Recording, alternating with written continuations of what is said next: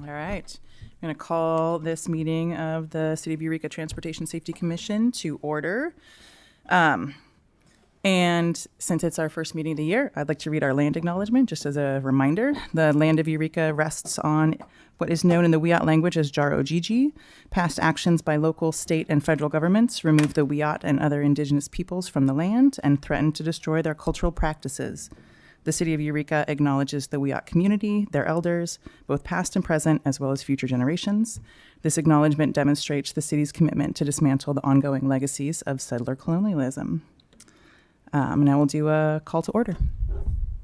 Nope, the roll call. Roll call, yeah, it's fine. Commissioner Edrington, Present. Commissioner Griffith, Here. Commissioner Gonzalez, here. Commissioner Beaudry, Here. and Commissioner Mueller is absent. All right, now we will look at approval of minutes from the November 12th, 2024 regular meeting. I will move adoption of the minutes. I'll second. Okay. All in favor of adopting those minutes? Aye. Aye. Aye. All right, unanimous. We now have public comment.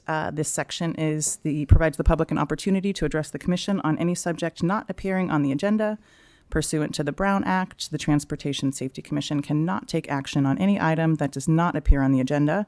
Any request that requires action will be set by the commission to a future agenda or referred to staff for review and action. Each person will be allowed 3 minutes to address the commission. Is there anybody here in person who would like to give comment? No? We got anybody on Zoom? Okay. Well, then. Oh. Okay. Then we will close public comment. And now we get to administer an oath of office. We have a couple of reappointed commissioners, Commissioner Allison Edrington and Shanthi Gonzalez.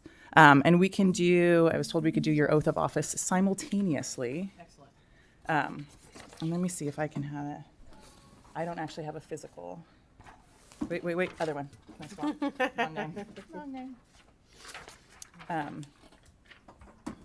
I don't actually have a physical copy of it. Can I just do yours? Cool. Like I, and then you state your name, and then you state your name, then she'll read the rest of it.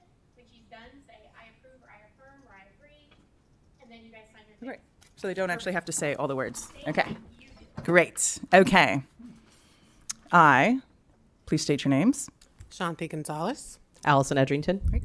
Do solemnly affirm that I will support and defend the Constitution of the United States and the Constitution of the State of California against all enemies, foreign and domestic, that I will bear true faith and allegiance to the Constitution of the United States and the Constitution of the State of California and the Charter of the City of Eureka, that I take this obligation freely without any mental reservation or purpose of evasion, and that I will well and faithfully discharge the duties upon which I am about to enter in the capacity of Commissioner for Transportation Safety Commission of the City of Eureka.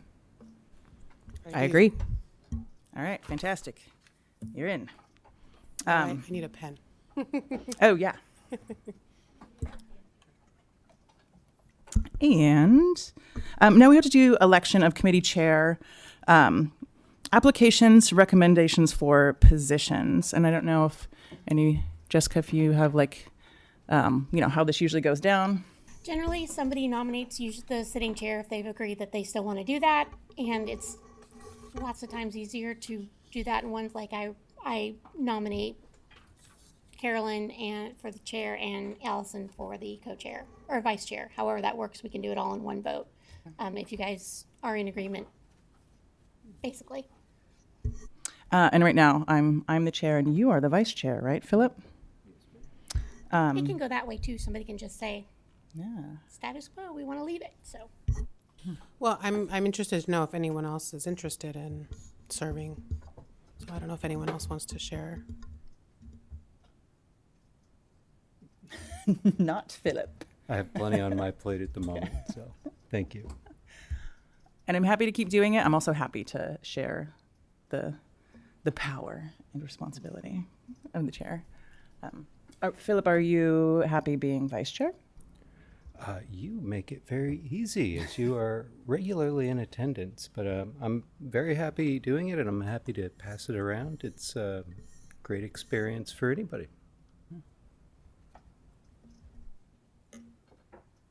I don't really have the ambition to be the chair or the vice chair, but would happily fill the role if needed. Yeah, and that's how I feel too. So maybe I'll just make a motion that since we have two people who are willing to continue in their roles, that we keep Carolyn Griffith as chair and Philip Beaudry as vice chair. I'll second. Okay. All right. All in favor? Aye. Aye. Aye. Aye. All right. No, and it is unanimous. Here we are. Any nays? All right. And then I'm curious about the applications, recommendations for positions aspect of this. Has there been, because we now have 2 open seats. To my knowledge, there haven't been any applications for the Okay. 2 seats. And we just found out about the second vacancy today. So Okay. that will be going through our offices. Okay, so we have 2 I have a vacancies. question. Does the city have any regular procedure for notifying the public of vacancies? I assume they're on the website as vacant, but like, is there any kind of regular newsletter that goes out that lists specific vacancies that are open? Yeah, all the commissions and committee vacancies are listed in the monthly city newsletter. I know they're run on social media, put out press releases, and share at Okay, council meetings thanks. as well. And so we should also let people know. Definitely, yeah. If you have interested parties, or get the word out there. Cool. Yeah, because how it is right now, we have 5 of the 7 seats filled. Need 4 for a quorum. So if 2 people aren't here, can't hold the meeting. So important to get those filled. Okay.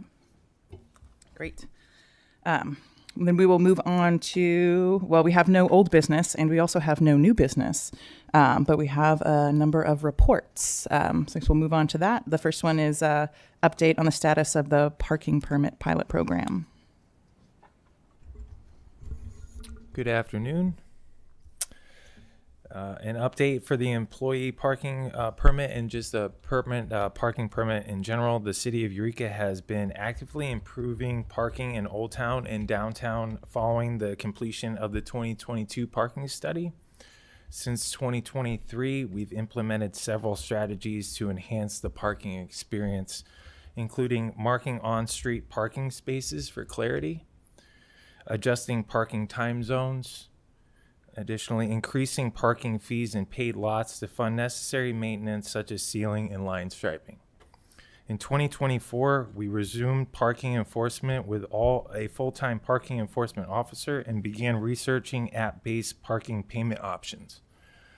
The app-based system will apply exclusively to off-street parking in our designated parking lots, offering a more convenient way for users to pay.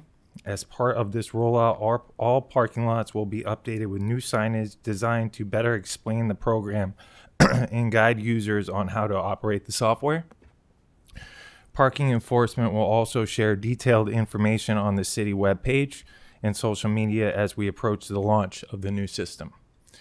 The past year, we also introduced a pilot program that allowed businesses to obtain permits for themselves and their employees. During the pilot phase, the permit were provided free of charge. Looking ahead, we are evaluating the program's potential expansion, which may include a paid structure with a charge per permit for participating businesses. Feedback and that's where we stand on our parking permit. Any questions?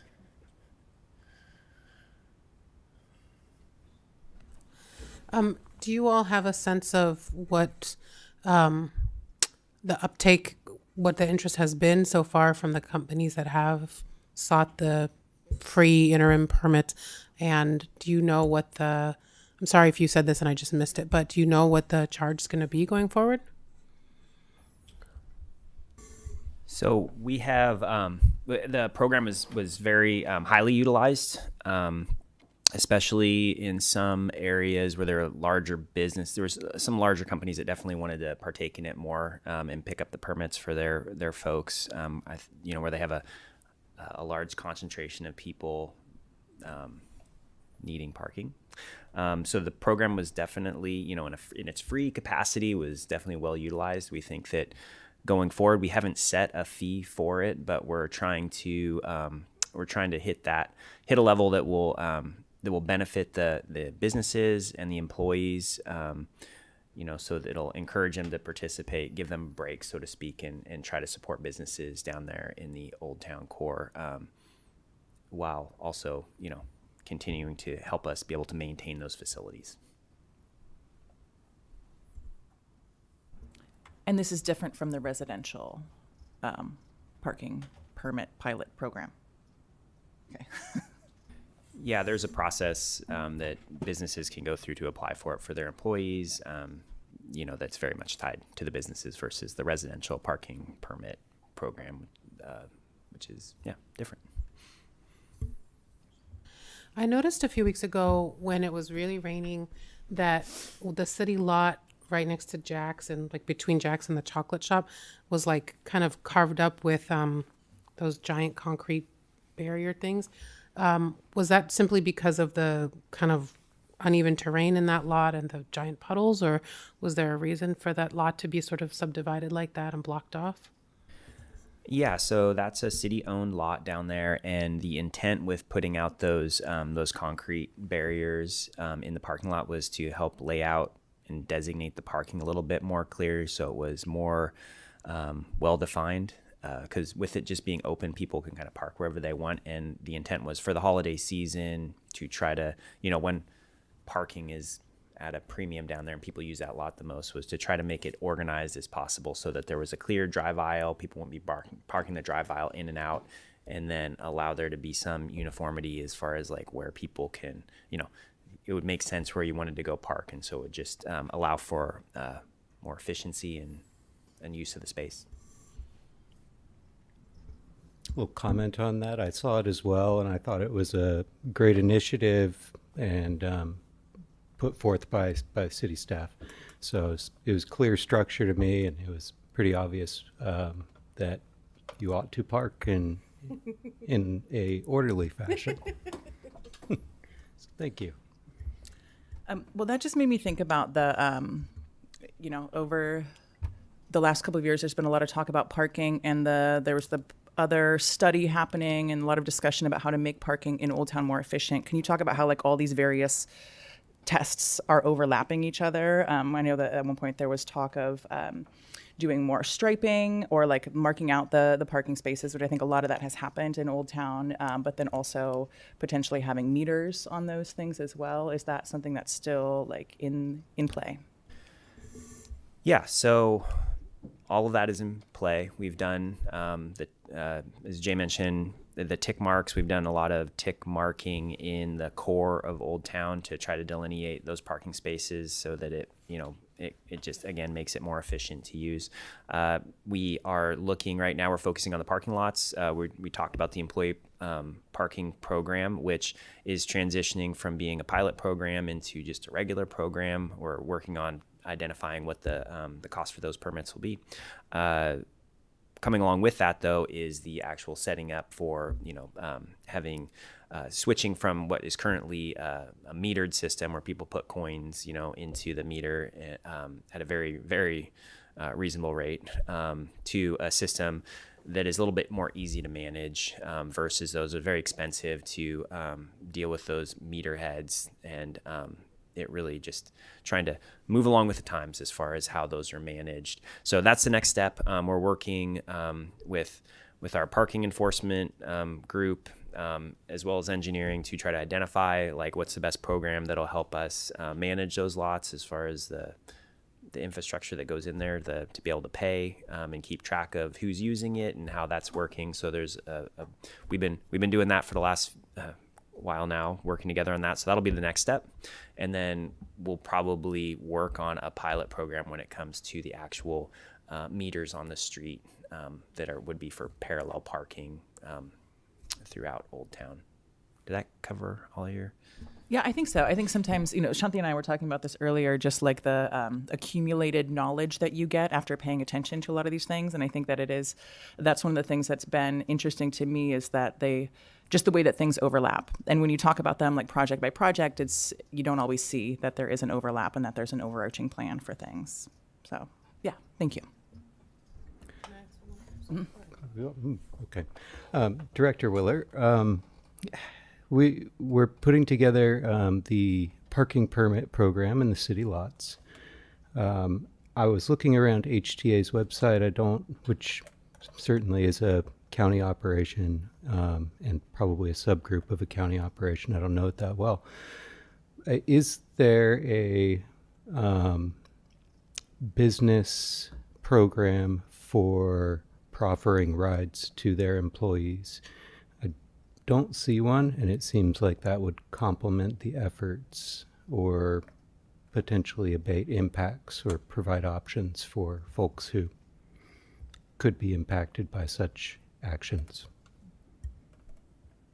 So is that, I think you said HTA. It's kind of like the ride share, like providing like a ride share opportunity. Right. So in many cities, businesses will buy in to a transit program, and that allows for their employees to ride buses into work without paying on their own. I don't know the answer to that question as far as what HTA does. We do, we've had, we interact with them quite a bit on a few fronts when it comes to the, certainly the bus stops around Eureka, because they have bus stops. We have the infrastructure. We work together with them as far as getting those placed on that programmatically. They've got an awful lot going on, and I'm not sure where that stands in their program. But I do think, we've talked about it before, I do think it'd be good to have HTA come in and give a report on kind of where they're at now. They just have an awful lot going on, and I guess I'm just not aware of every last thing they have going on, and I wouldn't want to underplay anything they've got happening. But I think we'll definitely try to include that in a future agenda, having one of their folks come in and give you guys a report and answer any questions you might have. Thank you. As cities or as employees of the city of Eureka, are you all offered any sort of free bus pass or discounted bus pass? It'd be interesting to know, because I do know that HTA, I know people who work at the co-op, and I know that the co-op will, like bulk buy passes and give them to employees. And I think some like individual companies do that. But yeah, do you guys get one? I know they've done it in the past, sounds but it's familiar. been a while since that. I think the program kind of comes and goes depending on usage. I currently have one. There we go. All right. I Cool. think they do. So we don't have to bring that forward at a future meeting. Okay. Yeah. I wonder if you all, as you think about how to administer the paid parking, are you looking at anything like Park Mobile where there's an app? Because the only thing I love about that is that if I'm in a movie or I'm in a play or something like that, and my parking is expiring, I can add to it from my phone. I don't have to leave the theater, go out to my car, hit the machine again, then go back inside. So it's super convenient. I don't know if they would come up here. It's a little far from the Bay Area, where I don't know where else they operate, but they operate in the Bay Area. So just something to think about. Yeah, I think we're, one of the things we've tried to be, we were very cognizant of trying to be consistent regionally with what's already out there, so that you don't have like multiple different applications that people are having to go through. So we've definitely looked into the system that Arcata and Cal Poly Humboldt are operating up there, because they have kind of the biggest, I think, network of an application that That makes applies to their sense. parking. Yeah. All right. Any other questions on the parking permit pilot program? All right. Then we can move on to the next report, which is an update on quick build projects.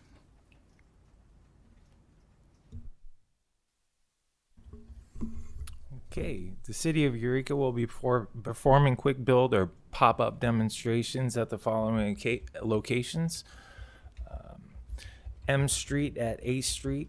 We are going to be doing a traffic circle / roundabout. If I pull up this, I'll see if this comes up, which is from our bike plan. Yes, this is the corridor that we're thinking of. So at J and 8th and M and 8th, we're going to construct traffic circles / roundabouts to implement for our future project and to see how this will play out in traffic calming. And also, we're going to be constructing a new sidewalk demonstration from 6th Street, from Myrtle Avenue to the new DMV location. So those are two of the pop-up locations that we're going to be working on for our quick builds.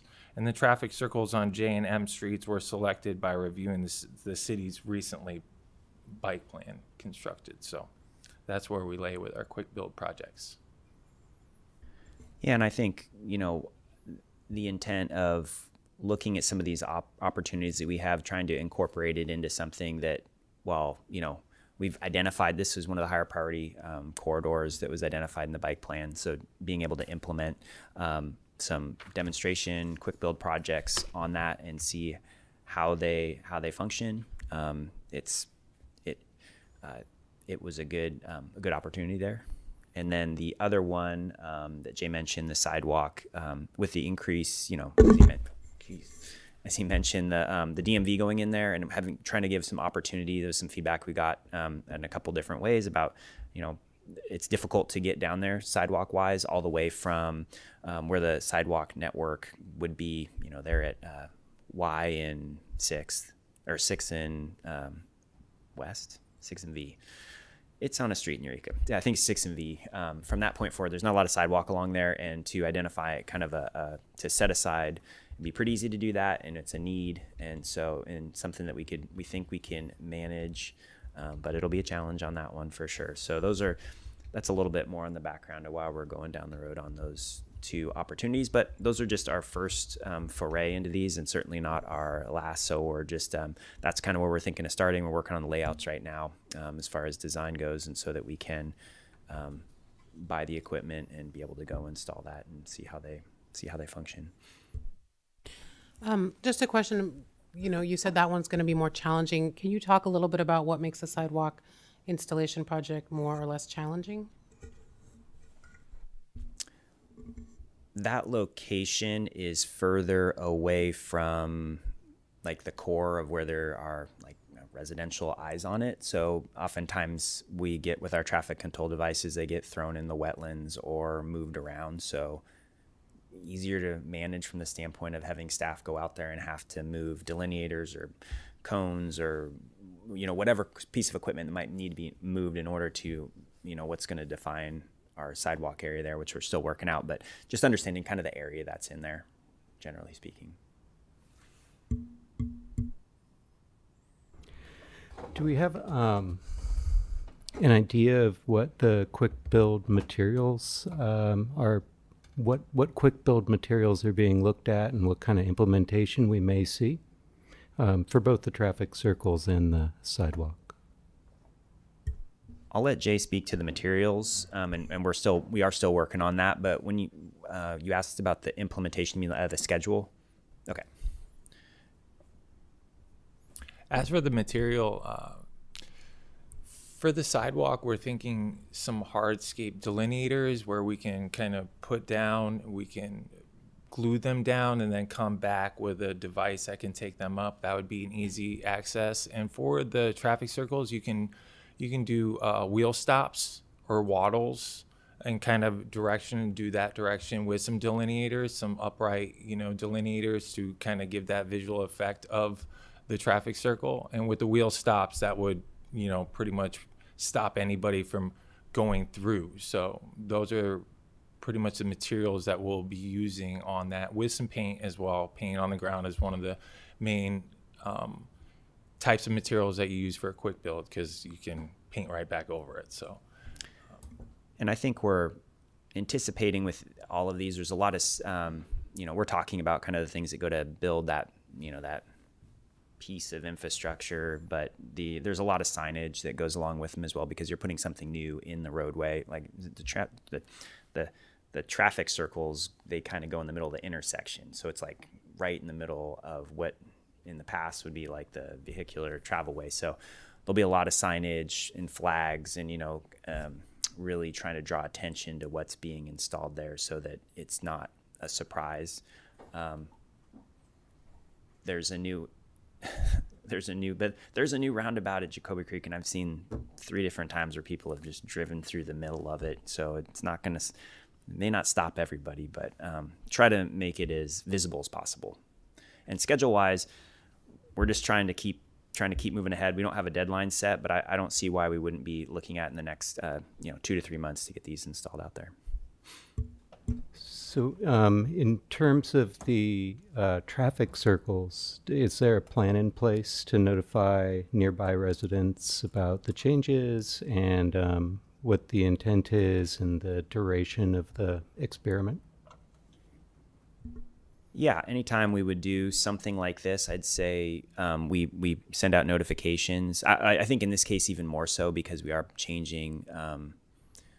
Oftentimes we don't send out notifications to like the entire city if we change like a unsignalized stop controlled intersection to a stop controlled intersection.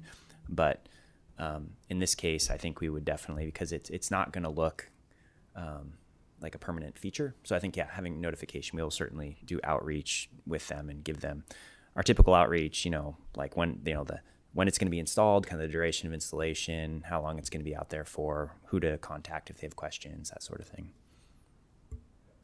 I think this will be my last in the moment. So any thought to aesthetics of the traffic circle? I can imagine folks being a little offended if it looks out of place.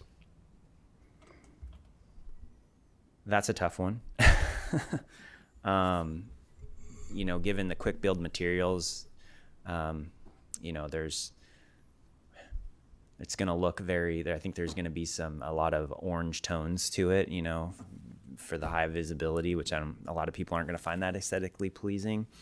I think if we do curb parking bumpers or curb stops, similar to what Jay's reflecting on, we might be able to do do something larger. I'm a little concerned about putting anything too large right in the middle, with like in a capacity like this without like other protections in place, just for the safety of traveling vehicles.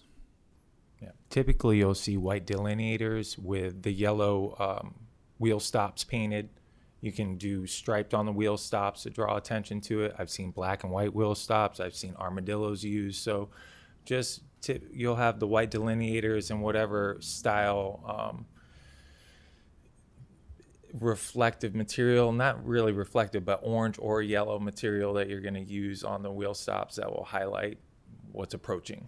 And then you will have advanced warning signs that show clearly the, going around each direction of the roundabouts that you typically see with any MUTCD signage.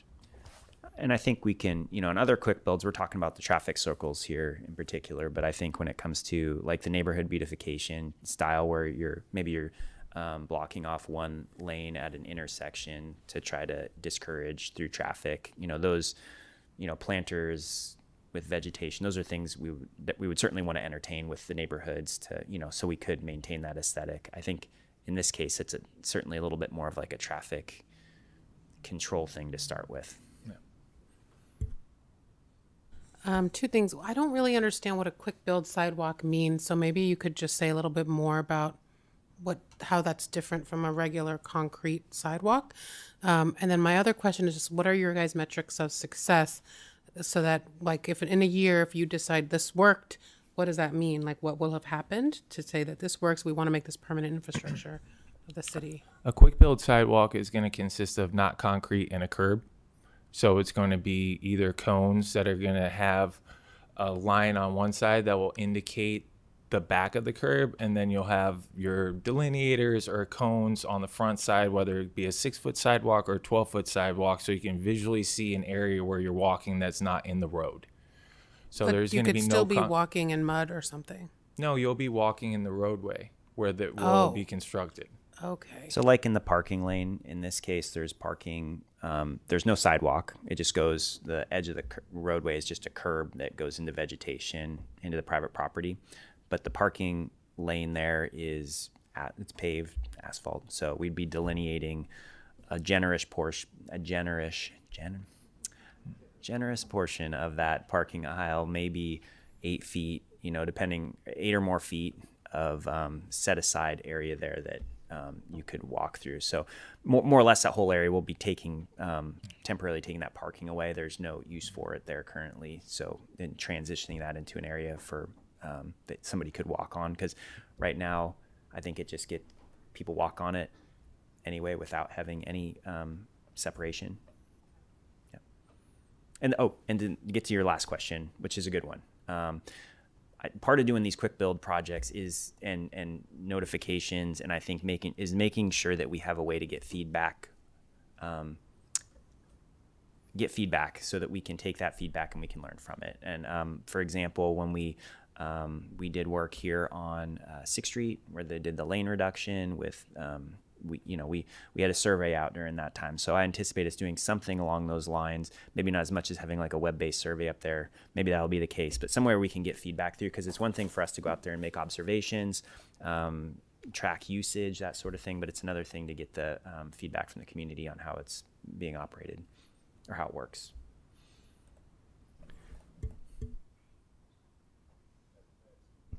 It appears to me the waterfront trail is adjacent to the property we're trying to create access to. Is there any thought to creating an ingress-egress point from the waterfront trail to the DMV? Yes, we've talked about that. We've talked, and it's a challenge because of the private property back there. But one of the avenues that we're exploring in the long term is Caltrans replacing those Eureka slew bridges, and so their approaches would come back pretty far, and then allowing there to be trying to work with them to have a connection to the trail that would be kind of either parallel to the highway or off into 6th Street, but that's part of their plans is to have the trail in the future be attached to that bridge and come back on the 6th Street side. So there'd be a natural place for that to connect into the city there, and then also connect down to the waterfront trail where it goes underneath those bridges. Very forward thinking. Thank you. And I'm sorry if you already said this, but how long do you usually have these quick builds up? Is it 3 months, 6 months? Like what's long enough to get good data? Kind of wonder how long we can maintain some of them. Like the 6th Street one, I'm kind of curious. It might be a big lift for us to continue to go manage the infrastructure out there. I think there's a number of ways you could do it. It seems like there's been some shorter term type of quick builds, and there's long term. I think these ones I could see as being more of a long term if from a staff standpoint we can manage the infrastructure that's out there. People aren't taking destroying the infrastructure or moving or throwing away, so it's becomes a problem from that standpoint. But I would think a few months at least, to try to get a feel for it. Great, thank you. All right, does anybody else have questions, comments, etc.? Quick builds? Cool. I moved my agenda. Looks like the next report we have is an update on Vision Zero. So recently, Humboldt County received funds from the Safe Streets for All grant to develop a Vision Zero program in 2024. HCOG's Safe Streets and Routes for All work element will be focused on developing a Humboldt County regional Vision Zero action plan and also demonstrating pop-ups throughout the county. HCOG will hire a consultant to do work of developing the plan. The RFP will go out this week. Proposals will be due February 17th, and HCOG's interim director estimates that the project start date will be March 24th of this year. And that's what I have for the update from HCOG. And I think that I think the schedule for that was, I don't believe it was longer than a year for that process. Don't quote me on that, but that was my recollection for that process to be undertaken by HCOG, which we're a partner to, and that's why Jay brought it up. Is that's, as we talked about at a previous meeting, that's we're kind of going at this as a region as far as the Vision Zero plan. So we're gonna Eureka is gonna help. We're gonna take advantage of this opportunity to share resources and be able to attack it from that standpoint. What what does Vision Zero like mean or stand for? I wasn't quite clear on that. Vision Zero is a goal. It was established in Europe, really in Sweden in the early 90s, and it is to try to eliminate pedestrian fatalities by a certain year. Really, I think it's 2040. And so that's implementing these strategic implementations throughout your agency to try to eliminate pedestrian fatalities by a certain date. Great, thank you. Yeah. And I don't know, you may be able to, it may have this date in your mind, but there was a couple of years ago a traffic safety task force that was brought together. It was, and I believe it was brought together by Mayor Susan Seaman. And so it was folks from the city, county, different municipalities just to talk about traffic safety. And that was one of the things that was really determined. And there was a proclamation that the city and other municipalities signed on to, espousing that as a commitment. So it is really, I'm really happy to see that there's movement being made on actually figuring out like how do we do that and to make sure it's not just something that we're saying, but that we're actually making steps towards that. So that's really great. And I guess just for clarity, so they're thinking the contract will be awarded by the 24th. They will know when there's a consultant, and then that process of that planning will take a year. Was that right? Yes. Okay. Yes. And the year was an estimate. Right. That's what I remember. I think it was about a year for that process. Okay. Yeah. Cool. All right. Does anybody have questions? Anything like that? And I do have one final note to add. I just want to add beyond Vision Zero here with the city, what we've been working on. We have recently completed 2 segments for our annual pavement rehabilitation 2024 project that I just wanted to do a quick update. These streets include H Street from Harris Street to Oak Street, and from Harris Street from Broadway Boulevard to A Street. The pavement rehabilitation project included upgrades to the non-vertical elements of a striped buffered bike lane on the existing bike lane on Harris Street, and added a striped buffered bike lane, which was 4 foot wide, and an additional added a bike lane to H Street, which is 5 foot wide. H Street previously consisted of only 2 fog lines and a center line, which contributed to high speed volumes on H, which we were all aware of. In addition to the newly applied pavement and striping, the project also upgraded the vehicle and bicycle detection systems on all mainline and side street approaches. So just a quick update of what you might have been seeing out on the streets from the engineering department. Any questions on that? Yeah, bicycle detection systems. So that I'm intrigued. Can I hear more about what selection has been made? They're just modified loops that pick up bikes. So you'll see it's pretty much called a Type E. It's a circular loop that have the cross sections in it, so you get picked up instead of just your Type C loop, which is just your circle, or you'll see throughout the city the older style loops, which is your Type E, which is just a square. So the bicycle detection loops have the cross cut in them, so you can actually, while you're on it, you're not just on the outer 6 foot loop, you're being picked up the detection while you're in the loop. And so we added advanced bike loops and also at stop bar bike loops. Is that based on ferrous materials in the bicycle build? Is it magnetic? It is a magnetic. Okay. That's how it's picked up. You know, there's actually wraps in the wire that sends a pulse back to the cabinet, which gives the indication to one of the detection cards, which gives a signal to the cabinet. But yeah, even carbon can get picked up by it, so it's not just your metal. All right. Yeah. Thank you. And they work. They're great. Thank you. Anything else about or questions about things that have been happening lately? Cool. Then we can move on to subcommittee updates. Shanthi, I don't know if there's anything to update on the street closures or if you have any discussion on that. Okay, cool. Anything? Yeah, I'll comment. Althea is with you, so if we want to find somebody else to join you on the committee, we can do that. I thought today would be a good time to kind of give us a reminder where we're at with the program, Slow Streets. It's a program to limit through traffic on residential streets. The program will implement traffic control on approved streets to slow and limit traffic for safe, active transportation and recreation. It will still provide accessible paths for residents of the area, emergency responders, delivery drivers, and waste management collection, as well as allowing parking for residents on the street.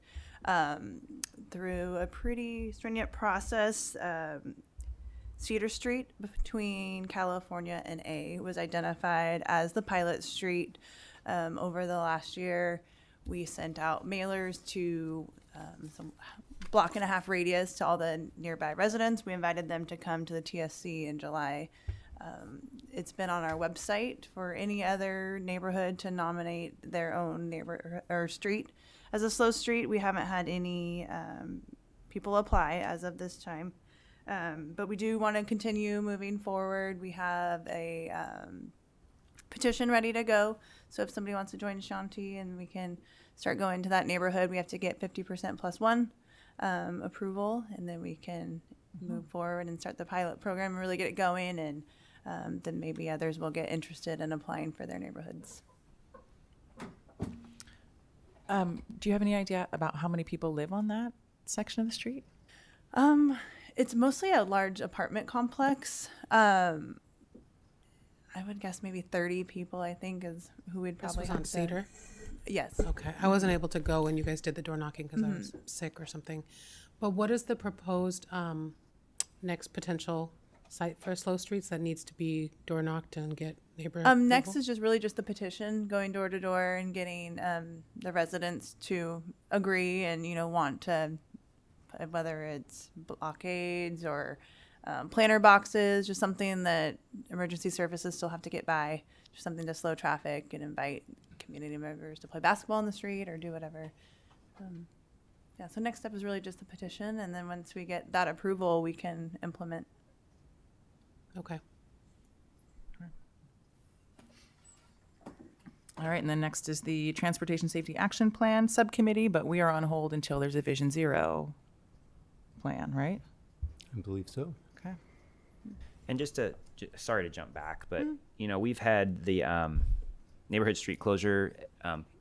We've had it up on the website for I think a year now, and we haven't had any interest in it. So, we're really thinking, this would be a good opportunity with this group to try to find, try to get a foothold and should give an example of how it might look, and so other people can see that, and so that's just wanted to put that information out there because we haven't had a lot of interest in the program, but it's likely, well, people can go see examples and look at the website. They may not fully understand how it could be incorporated into their neighborhood and how that might, if they have interest in it or not. So what's on the website is just like a raise your hand if you're interested in seeing this in your neighborhood. It gives a description of what the program is, and then it tells you like what the process is, which really is, at the neighborhood level is very similar to what we're doing. It's driven by, like somebody has to go nominate their neighborhood, get signatures from their neighbors, and then, bring it forward to the city and, put it in front of us. And of course we always have to, check those boxes that Brittany mentioned as far as like those different things. But it outlines what the program is. We just haven't had any interest in it yet. So There's an actual form on there they can submit on the website directly. When we did send out the letters and had it presented during TSC in July, I did have some people come to City Hall and were very interested. Just unfortunately, their streets, they wanted like 14th Street or California Street or, just streets that don't fit the qualifications for having a slow street, unfortunately. So I think there is interest. It's just not going to be available to every, resident that wants their street to slow down. Thank you. I'd be happy to join this subcommittee and go knock on doors. Great. If you want to do that in maybe the next month or two. Is that because you were looking at July for being like It was last July that Last we, July, yeah. okay. But I'll reach out to both of you with the petition and we can figure out how to move forward. So Great. maybe once the weather starts looking up, we can have something. right? I'm ready to thinking go. it's a little less cold. Yeah. And is there an easy way to distinguish which blocks are eligible and which are not? Because I think, like, I wanted my block to do it, but my block is not eligible because we're like between Target and the library. So it's like, it's not a busy street, but it's also just one block off of Broadway. So, so how can we, because it's just not that exciting to talk to somebody and they're like, yeah. And then, you're they're like, "Oh, you get some sorry, work for you." wah, wah, We could think of I know there's a list of things that would make your street qualify. We could try to make that a little bit more visible and easy to understand. We have to try to avoid major thoroughfares for emergency services. That's one of the key implementations of choosing a street. Yeah, I guess the definition of what is a major thoroughfare, they're like, I don't think of California as a major thoroughfare, but I know it's sort of parallel to a major thoroughfare. So, yeah, it's a little confusing. What is a major thoroughfare and what's not?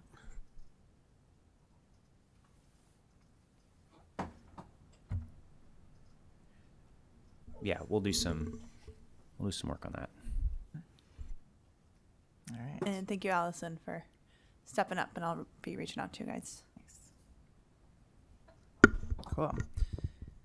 Okay, and Philip and I will just remain on deck, anxiously awaiting our opportunity to update the Transportation Safety Action Plan. With bated breath. Yeah. Cool. Then we have a couple of just future agenda item reminders. And I don't know, Jesse or Jay, if either of you want to talk to us about those ones. Yeah, so we've we give you an update today on our employee parking permit, and then kind of forecast out a little bit some of those other things that tie into that with the downtown parking. I think once we get a better, we're really trying to we want to we're not trying to overextend ourselves. So we're trying to take care of the parking lot side of things first before we jump into the on-street parking side. But I think as we get there, we'll definitely want to bring that back and have a discussion with you guys about that. Linc housing, we are currently, I would say, we're working on moving our conceptual plans into more of a design phase as we're thinking about this project moving ahead. So we have multiple projects that are either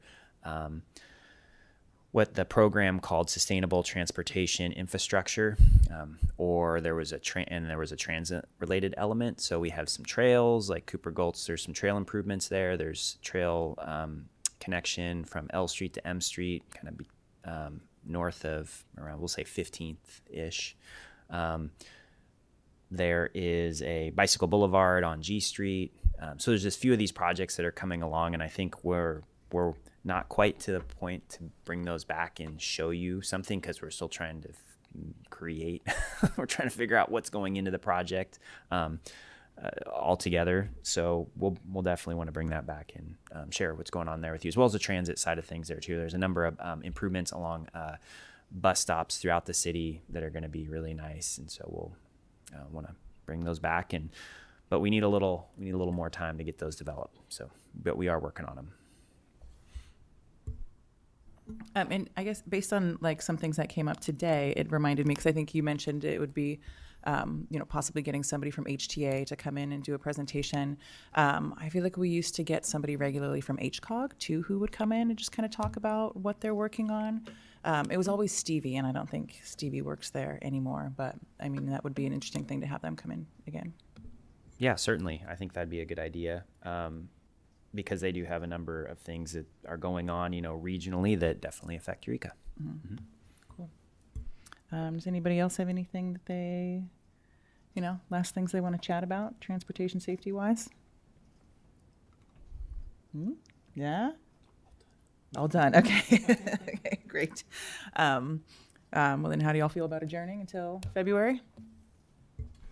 Yeah, we just, being so small, we're just going to have to really watch quorum now. It's true. Yeah.